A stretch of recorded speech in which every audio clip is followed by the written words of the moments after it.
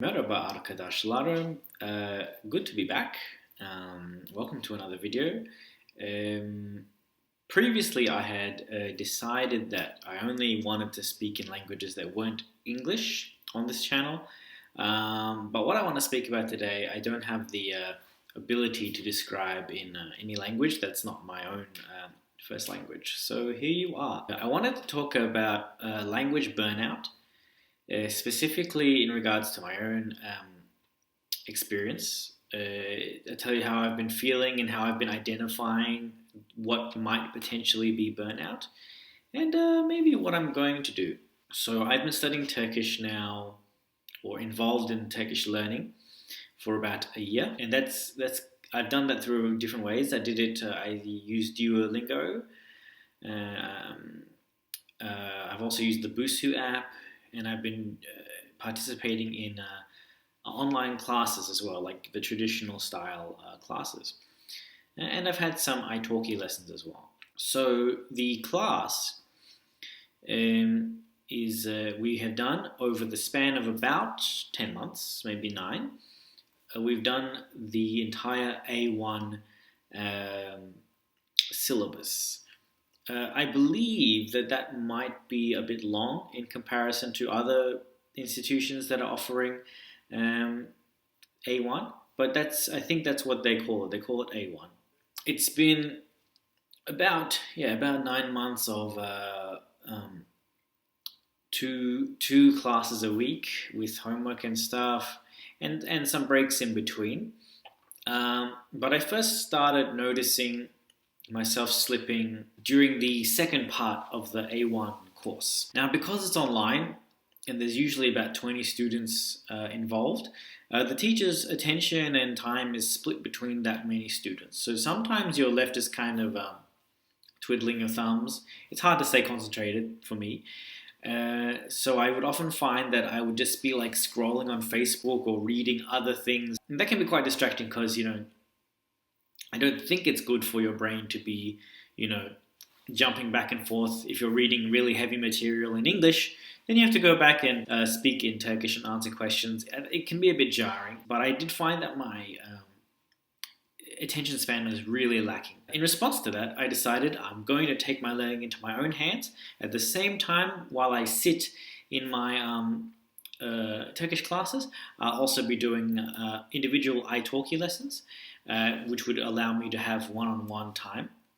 And the other thing that I would be doing was I started doing the Busuu program on the Busuu app.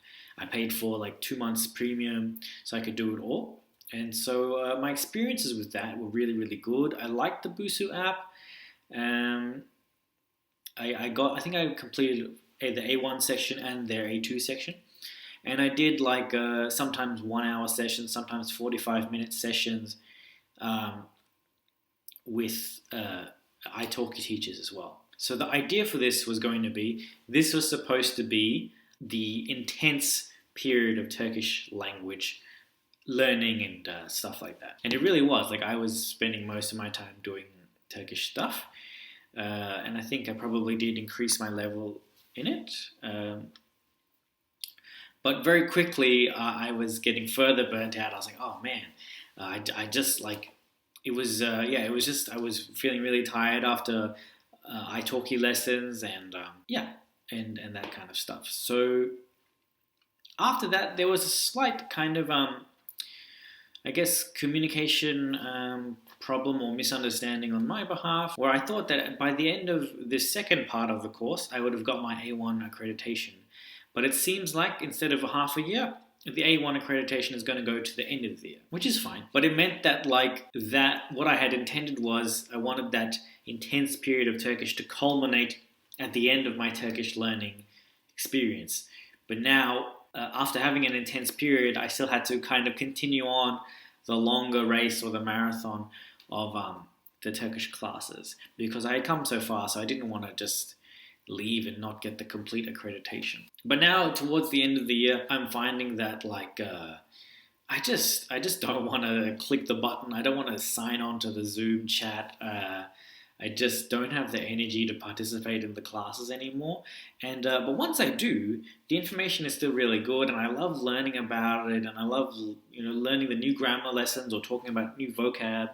I do like it, but I think that the format is really it's really dragging on me. It's really stopping me for almost stopping me from joining the classes again.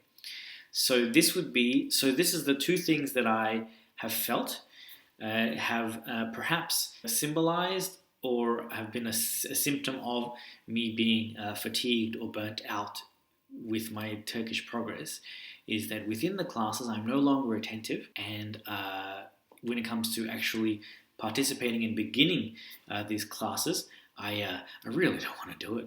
So where do we go from here? My intention is to finish this class that I'm participating in right now, because I believe at the end of the exams we're going to do, that will have given me a A1 accreditation. So, like I said, I've pretty much done all the coursework, so I might as well do the test and I might as well get the accreditation. From there, hopefully I can do that before the end of the year, but if not, I'm going to take it very easy with Turkish hard learning. I still watch YouTubers and movies in Turkish a little bit, and I still speak to some people in Turkish. So that's going to continue. So I will try not to completely not use it, but I believe for a while, maybe a few months, I'm going to take a bit of a step away from, let's call it hard Turkish learning. Not hard in terms of difficulty, but like learning. I have downloaded the Tandem app for connecting with native speakers on the phone. I just haven't started it yet. I think after my classes, I will try and connect to a few people who are Turkish speakers or advanced Turkish learners to kind of get that practical benefit and usage out of all the things that I've studied this year.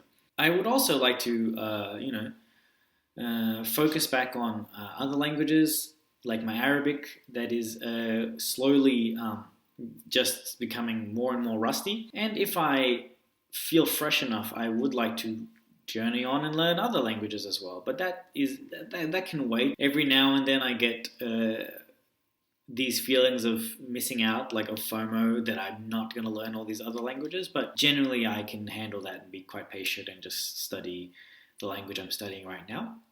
I will also wait till I finish my exam to start doing Arabic again, simply because the grammars they're different, but that is also at this stage, this beginner stage, quite challenging. Usually in Arabic the verbs go at the front, and usually in Turkish the verbs go at the end.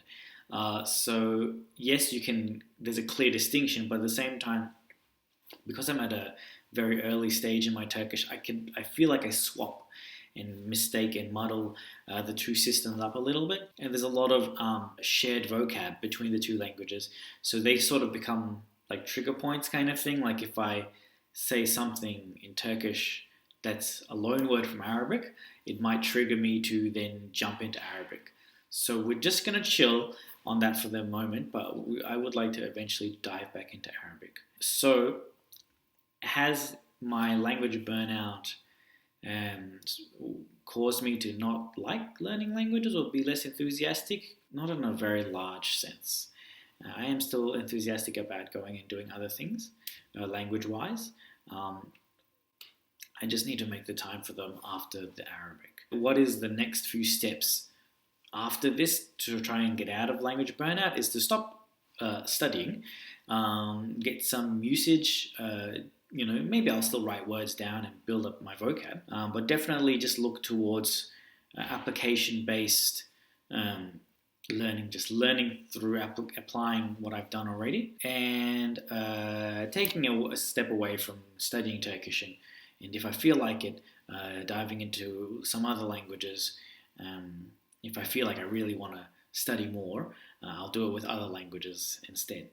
So that is that. I actually feel like I've made quite a lot of progress with my Turkish this year. Who knows, maybe at the end of the exam I'll make a video in Turkish, I don't know. But yes, if you have been feeling language burnout, If you've been struggling with that, let me know.